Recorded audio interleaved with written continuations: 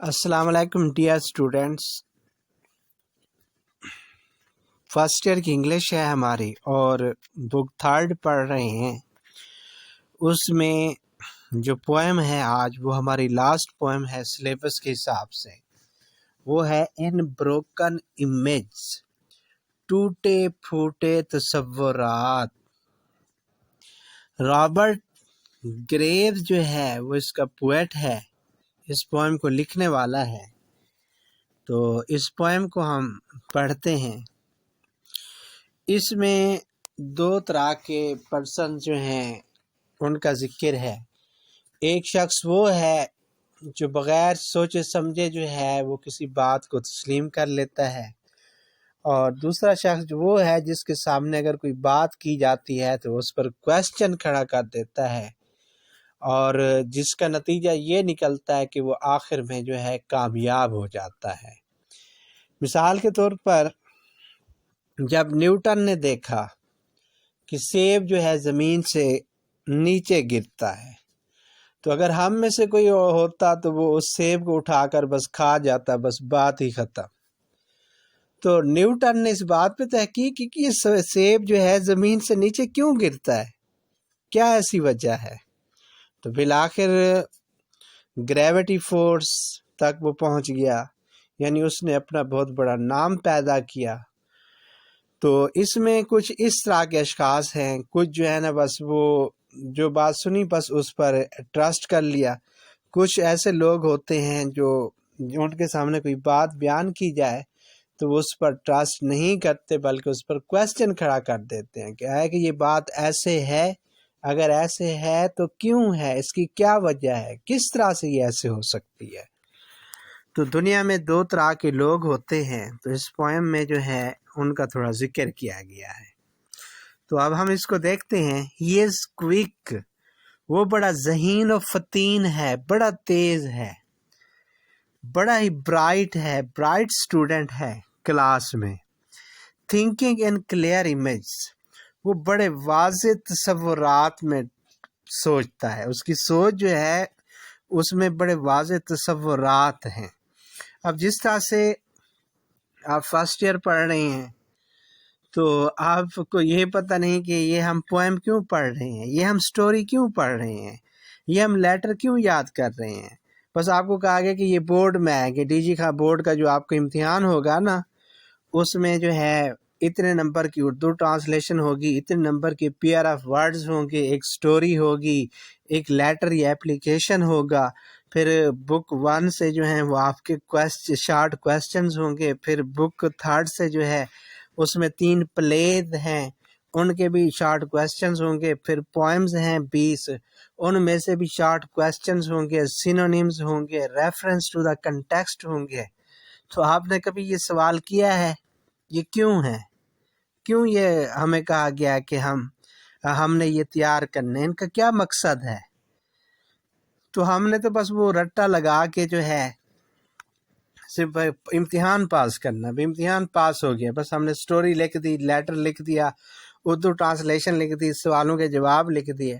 اب اس کا ایک مقصد ہے کہ ہمارے اندر جو ہے ایک صلاحیت پیدا کرنی ہے کہ آپ نے انگلش کے اندر کمانڈ حاصل کرنی ہے. اگر آپ کو کہا جائے کہ کسی کو خط لکھ کے دیں تو آپ خط لکھ کے نہیں دے سکیں گے. اس کا مقصد یہ نہیں تھا کہ وہ صرف امتحان لینا تھا، اس کا مقصد یہ تھا کہ آپ کے اندر یہ ایبیلٹی کو پروموٹ کرنا تھا کہ آپ لیٹر کو لکھ سکیں. اگر آپ کو کہا جائے کہ کوئی سٹوری ہمیں لکھ کے دیں تو آپ لکھ سکیں، کچھ بھی لکھ سکیں، کوئی واقعہ لکھ سکیں.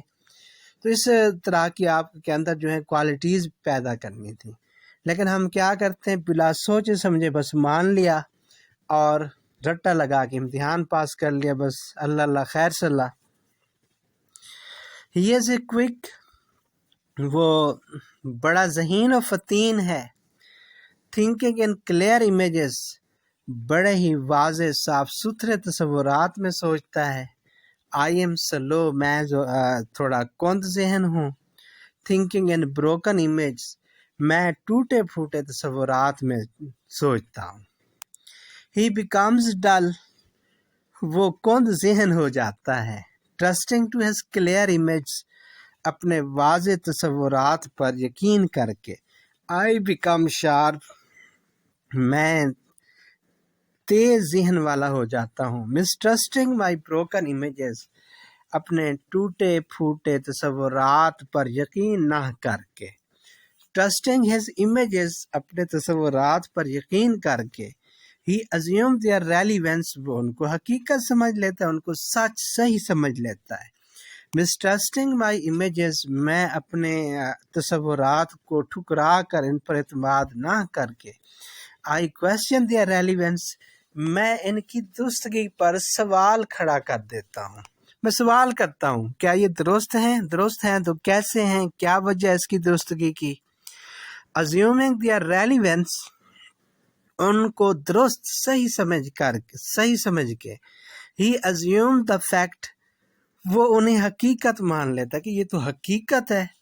Questioning their relevance. اب میں کیا کرتا ہوں، ان کی درستگی پر سوال کھڑا کر دیتا ہوں. یہ کیسے ہیں درست، کون سے ہمارے پاس ایسے شواہد ہیں، کون سے پروف ہیں، کیا ایسی چیزیں ہیں ہمارے پاس جن کے ساتھ ہم ان کو صحیح ثابت کر سکتے ہیں. I question the fact. تو میں کیا کرتا ہوں، حقیقت پر سوال کھڑا کر دیتا ہوں. When the facts fails him. جب اس شخص کے سامنے جو بڑا ذہین و فطین ہوتا ہے، جب اس کے سامنے حقائق ناکام ہو جاتے ہیں. He questions his senses. تو تب اس کو یاد آتا ہے کہ میں نے تو اپنے حواس سے سوال کرنا تھا. وہ اپنے حواس سے سوال کرتا ہے، ہوش و حواس سے. When fact fails me. جب میرے سامنے حقائق ناکام ہو جاتے ہیں. I approve my senses. تو میں اپنے ہوش و حواس کی تصدیق کرتا ہوں، ان کی تائید کرتا ہوں کہ میرے ہوش و حواس نے میرا ساتھ دیا، کہ میں ایک بہت بڑی فیلئر، ناکامی سے بچ گیا. ورنہ اگر میں اس کو مان لیتا تو کاش میں بھی دھوکے میں چلا جاتا، میں بھی ناکام ہو جاتا. He continues quick. وہ یہ جاری رکھتا ہے کہ میں بڑا ذہین ہوں. And dull in his clear images. اور اپنے واضح تصورات میں وہ بڑا کند ذہن ہوتا ہے. I continue slow. میں اپنے آپ کو کند ذہن کے طور پر اپنا کام جاری رکھتا ہوں. And sharp in my broken images. اور میں اپنے ٹوٹے پھوٹے تصورات میں بڑا تیز ہوتا ہوں. He in a new confusion. وہ ایک نئی پریشانی میں ہوتا ہے. Of his understanding. اپنی سمجھ بوجھ کی. I in a new understanding. مجھے ایک نئی سمجھ بوجھ ہوتی ہے. Of my confusion. جو میرا مسئلہ ہوتا ہے، مجھے اپنے اس مسئلے کی ایک نئی سمجھ بوجھ ہوتی ہے. تو امید ہے کہ یہ لیکچر آپ کے لیے ہیلپ فل رہا ہوگا. آپ نے اس کو بڑی توجہ کے ساتھ تیار کرنا ہے، اور اس کے اندر جو ہے ایک ڈیپ میننگ ہے. تو آپ نے سمجھنا ہے، آپ نے یہ بھی سمجھنا ہے. آپ جیسا کہ آپ ہمارے سلیبس میں صرف انگلش تو نہیں ہے، اردو بھی ہے، پاک اسٹڈی بھی ہے، میتھ بھی ہے، اور بھی بہت سے سبجیکٹ ہیں. تو ان کا کیا مقصد ہے، ہم ان کو کیوں پڑھ رہے ہیں؟ کیا ہمیں صرف بورڈ نے کہا کہ ہم پیپر لیں گے، اس میں اتنے نمبر کا فلاں سوال ہوگا، فلاں ہوگا، اور جو اتنے سکور لے جائے گا وہ فلاں پوزیشن میں ہوگا؟ تو تھوڑا اپنے مائنڈ کو تھوڑا استعمال کرنا ہے. ہم کیوں پڑھ رہے ہیں؟ امید ہے کہ یہ لیکچر آپ کے لیے ہیلپ فل رہا ہوگا. اللہ حافظ.